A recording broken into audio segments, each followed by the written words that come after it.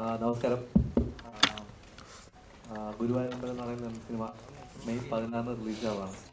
അപ്പോൾ ഞങ്ങളൊരു 1.5 വർഷമായിട്ട് ഇതിൻ്റെ പുറകിൽ വർക്ക് ചെയ്യുന്ന എല്ലാവരും ഈ കാണുന്ന ക്രൂ, കാസ്റ്റ്, ഈ പറഞ്ഞ പോലെ പ്രൊഡ്യൂസേഴ്സ്, അതിൻ്റെ എല്ലാ ഗ്രൂപ്പ് മെമ്പേഴ്സും എല്ലാ ഡിപ്പാർട്ട്മെൻറ്റും 1.5 വർഷമായിട്ട് ഈ സിനിമയ്ക്ക് വേണ്ടി കഷ്ടപ്പെടുന്നുണ്ടായിരുന്നു. അപ്പോൾ ഇത് ശരിക്കും ഒരു വലിയ സിനിമയായി മാറുന്ന ഈ കാസ്റ്റിൻ്റെ ഒരു ഇത്രയും ആൾക്കാർ വരുന്നു, ഇത്രയും അഭിനേതാക്കൾ വരുന്നതുകൊണ്ടാണ് ഇത്രയും വലിയൊരു സിനിമയായിട്ടത് മാറുന്നത്. പക്ഷേ അതിന് പിന്നിൽ പ്രവർത്തിച്ച ടെക്നീഷ്യൻസിനെ നമ്മൾ ഒരിടത്തും വിളിച്ചിട്ടില്ല, എല്ലാം പുതിയ ആൾക്കാരാണ്.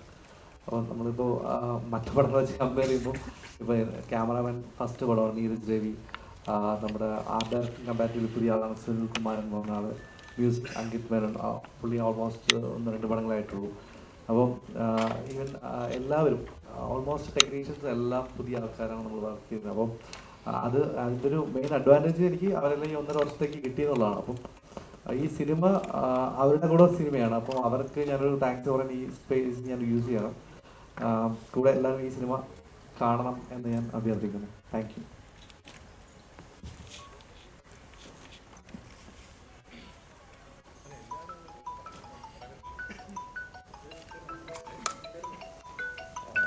നമസ്കാരം. ആദ്യം തന്നെ എത്താൻ വൈകിയതിൽ ഒരുപാട് സോറി. ഞങ്ങളെല്ലാവരും ഇന്ന് രാവിലെയാണ് എത്തിയത് ദോഹയിൽ നിന്ന്. അപ്പോൾ പലരും എയർപോർട്ടിൽ നിന്ന് അവരുടെ വീടുകളിൽ പോയി റെഡിയായൊക്കെ വരാനുള്ള താമസമായിരുന്നു. അതിന് കാത്തിരുന്നതിന് thank you so much. Guruvayur അമ്പലനടയിൽ എന്ന് പറയുന്നത് E4 എൻ്റർടൈൻമെൻറ്റും ഞാനും അസോസിയേറ്റ് ചെയ്യുന്ന 3ാമത്തെ സിനിമയാണ്. ഞങ്ങൾ ആദ്യം എസ്ര എന്ന സിനിമ ചെയ്തിരുന്നു. അതിനുശേഷം ഒരു ഡയറക്റ്റ് സ്ട്രീമിംഗ് സർവീസ് കൊടുത്ത ഭ്രമം എന്ന സിനിമയും. ഇന്നിപ്പോൾ ആദ്യമായിട്ടാണ് ഞങ്ങൾ കോ പ്രൊഡ്യൂസേഴ്സ് ആയിട്ട് E4 എൻ്റർടൈൻമെൻറ്റും പൃഥ്വിരാജ് പ്രൊഡക്ഷൻസും ചേർന്ന് ഒരു സിനിമ നിർമ്മിക്കുന്നത്. എന്നെ സംബന്ധിച്ചിടത്തോളം ഒരു ഹോം കമ്പനി പോലെ എനിക്ക് പൃഥ്വിരാജ് പ്രൊഡക്ഷൻസിന് വേണ്ടി ഒരു സിനിമ ചെയ്യുന്ന പോലെ തന്നെയാണ് E4 വേണ്ടി. അത്രയും ഒരു ക്ലോസ് അസോസിയേഷനാണ് മുകേഷ് സാറും ഞാനും, സഞ്ജയ്, സാരഥി, വിവേക്, ഇവരെല്ലാവരുമായിട്ട്. ഈ കഥ ഞാൻ കേൾക്കുന്നത് കുറച്ച് വർഷങ്ങൾക്ക് മുമ്പാണ്. ഞാൻ പല വേദികളിലും പറഞ്ഞിട്ടുപോലെ അന്ന് ബേസിൽ ജോസഫ് എന്ന താരോദയം സംഭവിച്ചിട്ടില്ല. അതുകൊണ്ട് തന്നെ അന്ന് ഈ കാസ്റ്റ് അല്ലായിരുന്നു ആക്ച്വലി. മറ്റൊരു രീതിയിലുള്ളൊരു ഒരു കാസ്റ്റിങ്ങും ഒരു കൺസെപ്ഷനും വെച്ചിട്ടാണ് ദീപു ഈ സ്ക്രിപ്റ്റ് എന്നോട് പറയുന്നത്. പിന്നീട് ഞാനും ആടുജീവിതം അതിൻ്റെ തിരക്കുകളൊക്കെ ആയിട്ട് പോയി. കുറച്ച് വർഷങ്ങൾക്ക് ശേഷം വിപിൻ ഈ കഥ വിപിന് ചെയ്താൽ കൊള്ളാമെന്ന് പറയുകയും അങ്ങനെയാണ് ഈ പ്രോജക്റ്റ് വീണ്ടും ഓണാവുന്നത്. അതിൽ വിപിൻ വരുത്തിയ ഒരുപാട് മാറ്റങ്ങളുണ്ട് ഈ സ്ക്രിപ്റ്റിലും ഒക്കെ തന്നെ. അതിലേറ്റവും വലിയ മാറ്റം ഈ ഒറിജിനലി പറഞ്ഞ കാസ്റ്റിങ്ങിൽ നിന്നും ഈ 2 കഥാപാത്രങ്ങൾ ബേസിലും ഞാനും ചെയ്യുക എന്നുള്ളതാണ്. അപ്പോൾ സ്വാഭാവികമായിട്ടും ഈ 2 കേന്ദ്ര കഥാപാത്രങ്ങൾ മാറുമ്പോൾ ചുറ്റും നിൽക്കുന്ന എല്ലാ ആക്ടേഴ്സിന്റെയും കാസ്റ്റിംഗ് മാറേണ്ട ഒരു ആവശ്യം വരും. അങ്ങനെയാണ് ഈ സിനിമയിൽ ഇപ്പം നിങ്ങൾ ഈ കാണുന്ന ഇത് ഇത്ര മാത്രമല്ല കേട്ടോ, ഒരു 10-40ഓളം ആർട്ടിസ്റ്റുകളുള്ള സിനിമയാണ്. അപ്പൊ ഈ ഒരുപാട് ഒരു ഫ്രഷ് ആയിട്ടുള്ളൊരു പെയറിങ്, നായകൻ നായിക എന്ന് മാത്രമല്ല, ക്യാരക്ടർ ആക്ടേഴ്സ് ആണെങ്കിലും സീനിയർ ആക്ടേഴ്സ് ആണെങ്കിലും എല്ലാം ഒരു ഫ്രഷ്നെസ് ഉണ്ട് ഈ സിനിമയുടെ കാസ്റ്റിംഗ്. ഒരുപാട് നാളുകൾക്ക് ശേഷമാണ് ഞാൻ പേഴ്സണലി ഇത്രയും നടന്മാർ ഒരുമിച്ചൊരു സെറ്റിൽ ഉണ്ടാകുന്ന ഒരു സിനിമയിൽ അഭിനയിക്കുന്നതും അത്തരം ഒരു സെറ്റിൽ ഞാൻ ഉണ്ടാകുന്നതും ഒരുപാട് നാളുകൾക്ക് ശേഷമാണ്. ഈ സിനിമയിലെ ഏറ്റവും വലിയ സന്തോഷവും അത് തന്നെയായിരുന്നു. ഒരു വലിയ കാസ്റ്റിന്റെ കൂടെ ഭയങ്കര ഫൺ ആയിട്ടുള്ളൊരു സിനിമ ചെയ്യാൻ സാധിച്ചു എന്നുള്ളത്. ഇനിഷ്യലി ഞങ്ങൾ ഈ സിനിമ പ്ലാൻ ചെയ്തിരുന്നതിനേക്കാൾ ഒരുപാട് വലിയ സിനിമയാണ് ഇപ്പോൾ. അതിന്റെ സ്കെയിൽ എന്ന് പറയുന്നത് ഈ സിനിമയിൽ വിപിൻ പറഞ്ഞതുപോലെ ഈ നടന്മാരുടെ എണ്ണം കൂടുകയും നമ്മൾ ആദ്യം കൺസീവ് ചെയ്തതിനേക്കാൾ കുറെ കൂടെ വലിയ രീതിയിൽ ഈ സിനിമ എടുക്കാൻ സാധിച്ചു എന്നുള്ളതുകൊണ്ടാണ്. പക്ഷെ ആസ് പ്രൊഡ്യൂസേഴ്സ് മുകേഷ് സാറിനും എനിക്കും ഈ അവസരത്തിൽ വിപിന്റെ ടീമിനോടും, അതായത് വിപിൻ പറഞ്ഞ പോലെ കുറെ പുതിയ ആൾക്കാരാണ് ഈ ടീമിൽ കൂടുതലും ഉള്ളത്, ആ ടീമിനോടുമാണ് നന്ദി പറയേണ്ടത്. കാരണം ഒട്ടും സ്ട്രെസ്ഫുൾ അല്ലാത്ത, വളരെ എൻജോയ് ചെയ്ത് ഒരു ടെൻഷൻസും ഇല്ലാതെ തീർന്ന ഒരു ഷൂട്ടിംഗ് പ്രോസസ്സാണ്. നിർഭാഗ്യവശാൽ ഈ സിനിമയുടെ ചിത്രീകരണത്തിനിടയിൽ എനിക്കൊരു പരിക്ക് സംഭവിക്കുകയും ഒരു നീ സർജറി ചെയ്യേണ്ടി വരികയും അങ്ങനെ ഒരു 4 മാസത്തോളം എനിക്കൊരു ബ്രേക്ക് എടുക്കേണ്ടി വന്നതിന്റെ ഭാഗമായിട്ടാണ് ഈ സിനിമ ഇത്രയും നീണ്ടുപോയത്. അല്ലെങ്കിൽ ഇതൊരു 1 വർഷക്കാലം ഒന്നും നീണ്ടു നിൽക്കേണ്ട ഒരു പ്രോസസ് ആയിരുന്നില്ല. എന്നിരുന്നാലും ഇന്നിപ്പോൾ ഭംഗിയായിട്ട് ഈ സിനിമ ചെയ്തു തീർക്കാൻ സാധിച്ചു. ഈ 16-ാം തീയതി ലോകമെമ്പാടുമുള്ള തിയേറ്ററുകളിൽ ഒരു വലിയ റിലീസായി ഈ സിനിമാ പ്രേമികൾക്ക് മുമ്പിൽ എത്തുകയാണ്. നിങ്ങളുടെ എല്ലാവരുടെയും അനുഗ്രഹവും പ്രാർത്ഥനയും ഈ സിനിമയ്ക്ക് ഇപ്പോൾ ഉണ്ടാവണം. Thank you so much.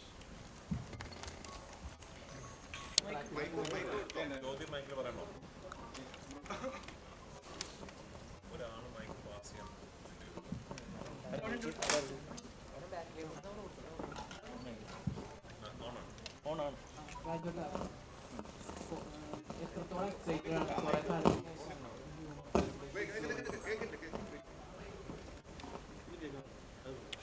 എത്രത്തോളം എക്സൈറ്റഡ് ആണ് കുറെ കാലത്തിന് ശേഷമാണല്ലോ ഹ്യൂമർ ട്രാക്കിലേക്ക് തിരിച്ചു വന്നത്?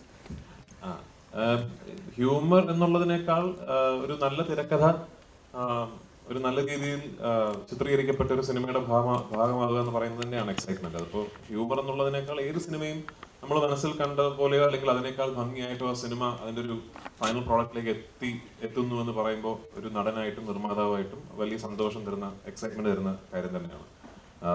പിന്നെ ഓഫ് കോഴ്സ് എല്ലാ സിനിമകൾക്കും ഒരു യാത്രയുണ്ടല്ലോ. അപ്പോൾ ഈ സിനിമയുടെ യാത്ര ആലോചിക്കുമ്പോൾ എനിക്ക് തോന്നുന്നു എല്ലാം നല്ലതിനായിരിക്കാം. കാരണം ദീപു ഈ തിരക്കഥ എന്നോട് വന്ന് പറഞ്ഞപ്പോൾ എനിക്കറിയില്ല, വിപിനെന്ന് ആദ്യത്തെ മുത്തുകോ ചെയ്തിരുന്നു ആ സമയത്ത്. ഒരു സിനിമയൊക്കെ ചെയ്തു നിൽക്കുന്ന ഒരു സംവിധായകനാണ്. പിന്നെ ജയ ജയ ജയ റിലീസ് ആവുന്നു, വിപിന്റെ ഫിലിം മേക്കിങ്ങിന് ഒരു ഭയങ്കര ഒരു ഫാൻ ഫോളോയിങ് ഉണ്ടാകുന്നു. അങ്ങനെ ദീപു പറഞ്ഞ് എനിക്ക് ഇഷ്ടപ്പെട്ട ഒരു തിരക്കഥ വിപിന്റെ അടുത്ത് എത്തുന്നു. ആ കാലയളവ് കൊണ്ട് ബേസിൽ ഒരു വളരെ പോപ്പുലർ സ്റ്റാർ ആകുന്നു, ഫാമിലി സ്റ്റാർ ആകുന്നു. അങ്ങനെ എല്ലാം കൊണ്ടും എനിക്ക് തോന്നി ഓരോ സിനിമകൾക്കും ഒരു നിമിത്തം ഉണ്ടാവും. അപ്പൊ ആ യാത്രയുടെ പര്യവസാനം ഇന്ന് ഈ ഫോമിൽ ഈ സിനിമ എത്തി നിൽക്കുമ്പോൾ ഒരുപാട് സന്തോഷം, എക്സൈറ്റ്മെന്റ്.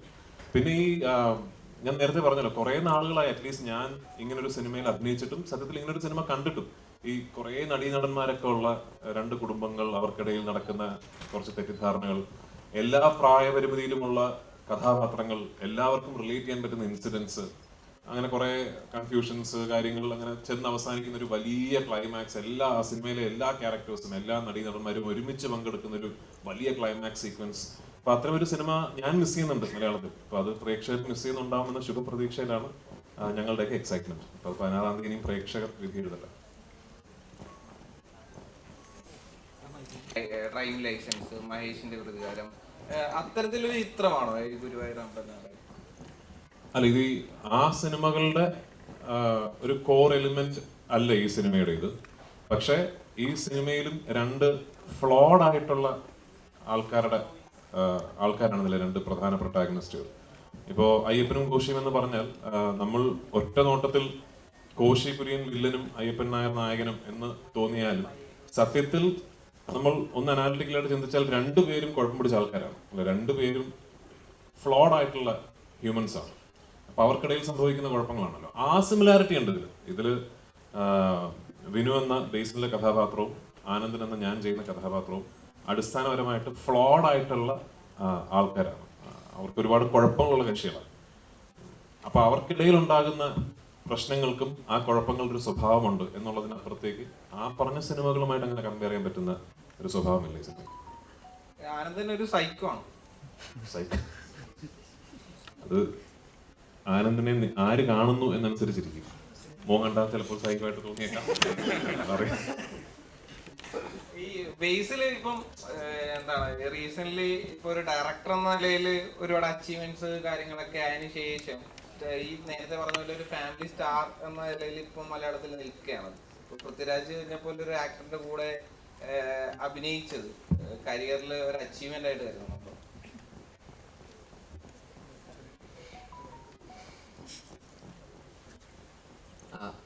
ആദ്യമായിട്ട് എല്ലാവർക്കും നമസ്കാരം. കുറച്ച് ലേറ്റ് ആയിട്ട് വന്നു, സോറി. ഉറങ്ങിപ്പോയി, രാവിലെ പറഞ്ഞ പോലെ വന്നതാണ്. അപ്പോൾ അത് എന്നെ സംബന്ധിച്ചിടത്തോളം ഈ പറയുന്ന ഞാനൊന്നും അങ്ങനെ പ്ലാൻ ചെയ്തിട്ടൊന്നും ഉണ്ടായിരുന്നില്ല. ആക്ച്വലി ദീപു കുഞ്ഞിരാമായണം എന്ന് പറയുന്ന സിനിമ എഴുതിയത് ദീപുവാണ്, ഇതിൻ്റെ റൈറ്റർ ദീപുവാണ്. അപ്പോൾ കുഞ്ഞിരാമായണം കഴിഞ്ഞ് ഗോതയുടെ പ്രീ പ്രൊഡക്ഷൻ നടക്കുന്ന സമയത്ത് ദീപു ഗുരുവായൂരമ്പല നടയിലിൻ്റെ സിനിമയെക്കുറിച്ചും അന്ന് പല ആർട്ടിസ്റ്റ് കോമ്പിനേഷൻ അതിനെക്കുറിച്ചൊക്കെ സംസാരിക്കാറുണ്ടായിരുന്നു.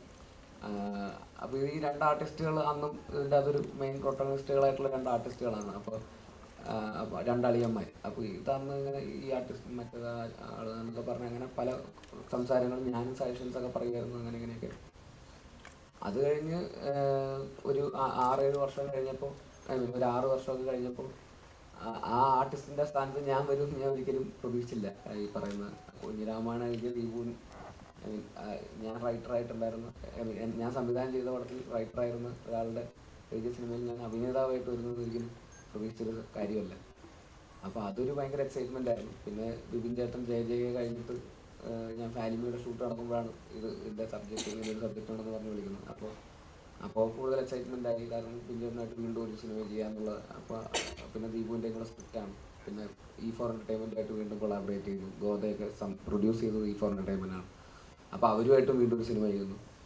അത് കഴിഞ്ഞിട്ട് 2-3 ആഴ്ച കഴിഞ്ഞിട്ട് വിപിൻ ചേട്ടൻ വിളിച്ചിട്ട് പറഞ്ഞു രാജുവേട്ടനാണ് മറ്റേ ക്യാരക്ടർ ചെയ്യുന്നതെന്ന് പറഞ്ഞു. അപ്പോൾ ഞാൻ ഭയങ്കര എക്സൈറ്റഡ് ആയി, കാരണം എനിക്ക് പേഴ്സണലി ഞാൻ ഭയങ്കരമായിട്ട് അഡ്മയർ ചെയ്യുന്ന ഒരാളാണ് രാജുവേട്ടൻ.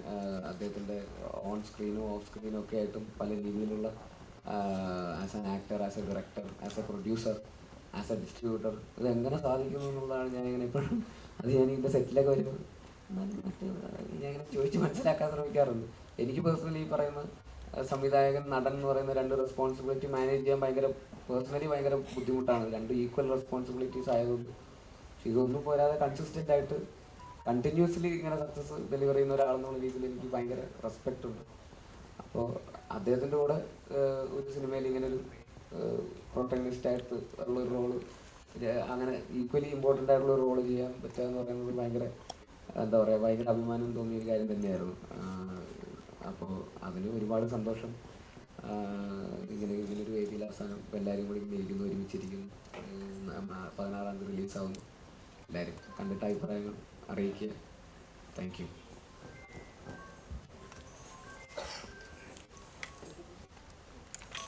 ബേസിൽ എന്നെക്കാട്ടി കൂടുതൽ സ്കോർ ചെയ്തു, എനിക്കത് ചെയ്യാമായിരുന്നു എന്ന് തോന്നിയത്. 2 ക്യാരക്ടറും ഒരാൾക്ക് ചെയ്യാൻ പറ്റില്ലല്ലോ. അല്ല, ബേസിൽ ആദ്യത്തെ ക്യാരക്ടർ ചെയ്യാൻ വെച്ചാണല്ലോ ബേസിൽ കൊടുത്തത്. ഈ അന്ന് എന്നോട് ഇപ്പൊ ഞാൻ ആദ്യമായിട്ട് ദീപു ഈ കഥ എന്നോട് പറഞ്ഞപ്പോൾ ബേസിലെ കഥാപാത്രം ഞാൻ ചെയ്ത കഥാപാത്രം മറ്റൊരു നടനുമാണ്. അപ്പൊ ധാരാളം പറയുന്നില്ല. അപ്പൊ അന്ന് ഈ സിനിമ നമുക്ക് കുറച്ച് കഴിഞ്ഞിട്ട് ചെയ്യാം, ഇപ്പൊ ഉടനെ ചെയ്യേണ്ട, കുറച്ച് കഴിഞ്ഞിട്ട് ചെയ്യാമെന്ന് ഞാൻ പറഞ്ഞതിന്റെ പ്രധാന കാര്യം തന്നെ ആ കാസ്റ്റ് ഒന്ന് ഫ്രഷ് ആകണം, അല്ലെങ്കിൽ ഒരു റെപ്പിറ്റേഷൻ ഫീൽ ചെയ്യും, കുറച്ച് ഫ്രഷ് ആയിട്ട് വേണം അത് ചെയ്യാൻ എന്നുള്ള ഇതിലാണ് ഞാൻ കുറച്ച് കഴിഞ്ഞിട്ട് ചെയ്യാമെന്ന് പറഞ്ഞത്. ഞാൻ വിപിന്റെ വേർഷൻ പറഞ്ഞപ്പോൾ എനിക്ക് ഏറ്റവും കൂടുതൽ ഒരു ഫസ്റ്റ് ഡ്രാഫ്റ്റിൽ നിന്നും എനിക്ക് ഏറ്റവും അട്രാക്റ്റീവ് ആയിട്ട് തോന്നിയത് ഈ കാസ്റ്റ് ചേഞ്ച് തന്നെയാണ്.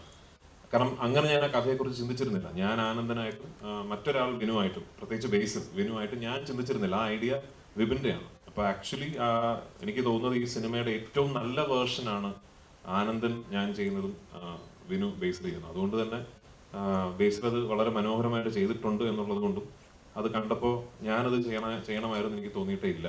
ഞാൻ ആനന്ദൻ എന്ന കഥാപാത്രത്തിന് ഞാനൊരു ആപ്റ്റ് കാസ്റ്റ് ആണ് എന്ന് എനിക്ക് തന്നെ ഇപ്പൊ സിനിമ കാണുമ്പോൾ തോന്നുകയാണ്. അപ്പൊ അത് വിപിന്റെ കഴിവ്. വിപിൻ ചേട്ടാ നമസ്കാരം.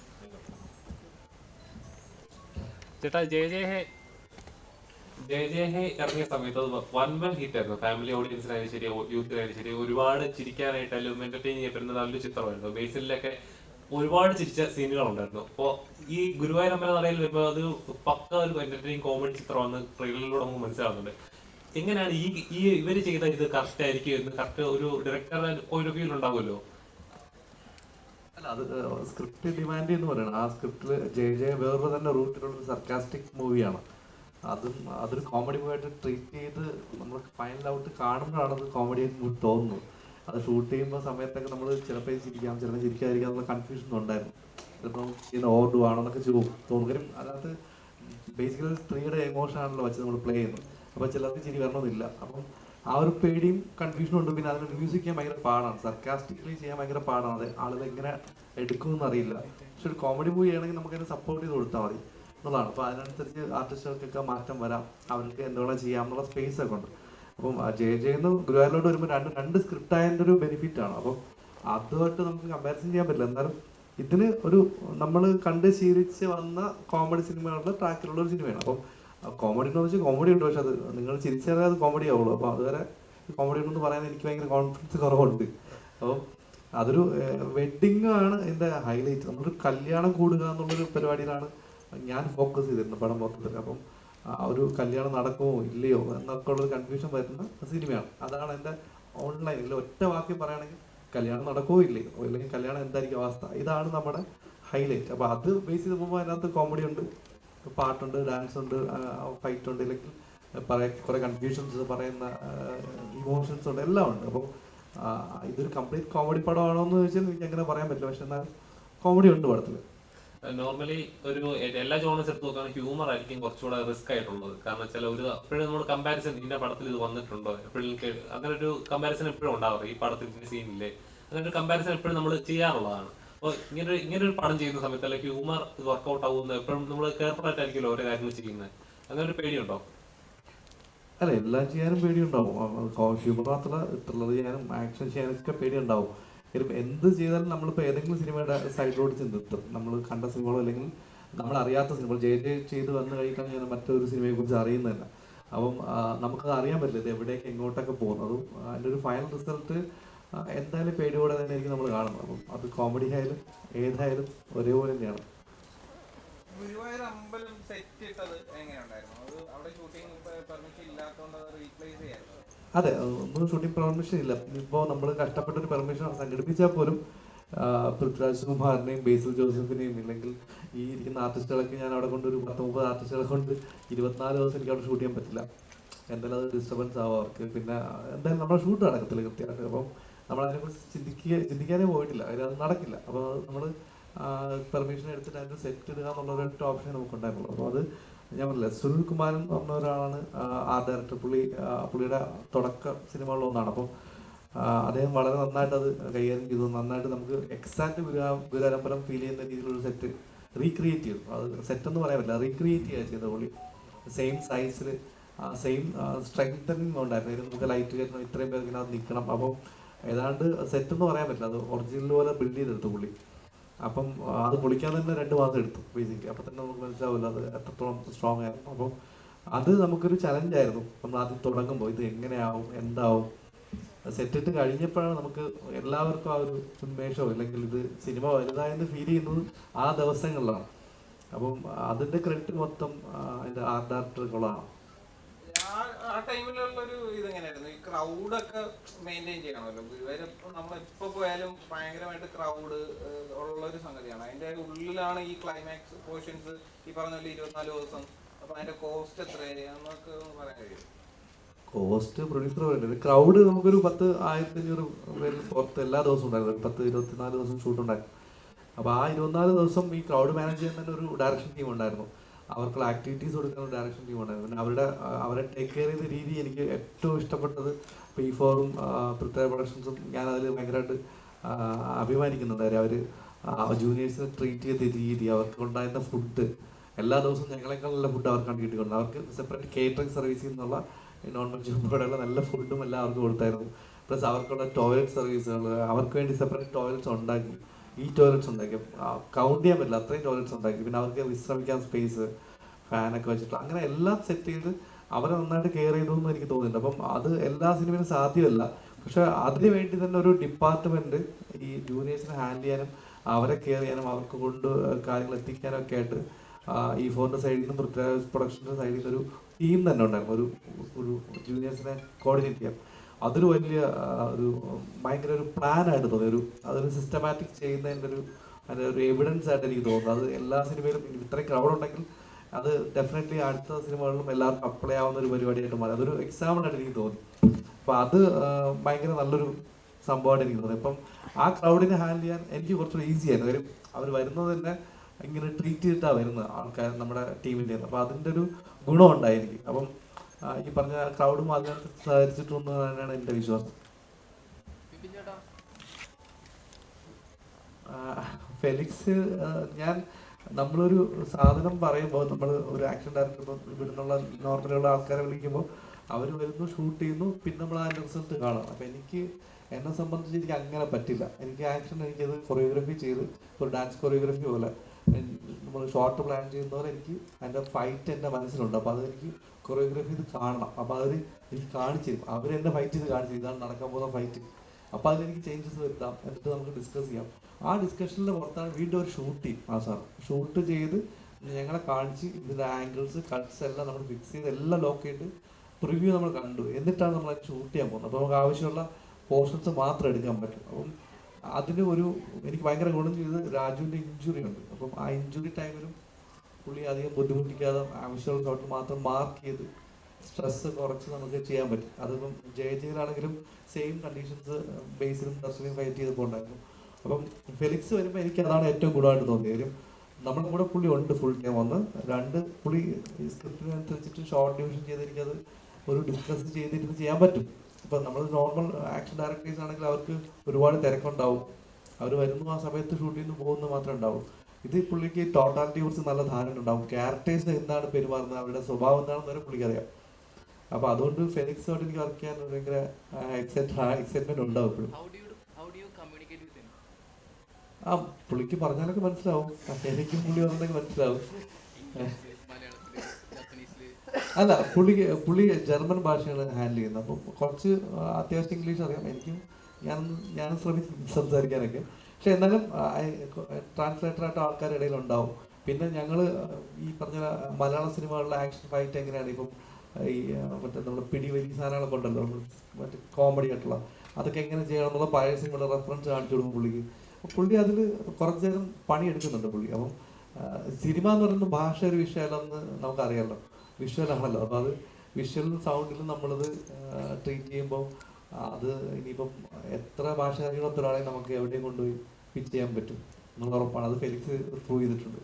പൃഥ്വിയുടെ ക്യാരക്ടർ സെറ്റ് ചെയ്തത് എങ്ങനെയായിരുന്നു? ഇപ്പം ഓവർ ദി ടോപ്പ് ആയിട്ടുള്ള ഒരു പരിപാടിയാണ് എന്ന് നേരത്തെ പറഞ്ഞിരുന്നു.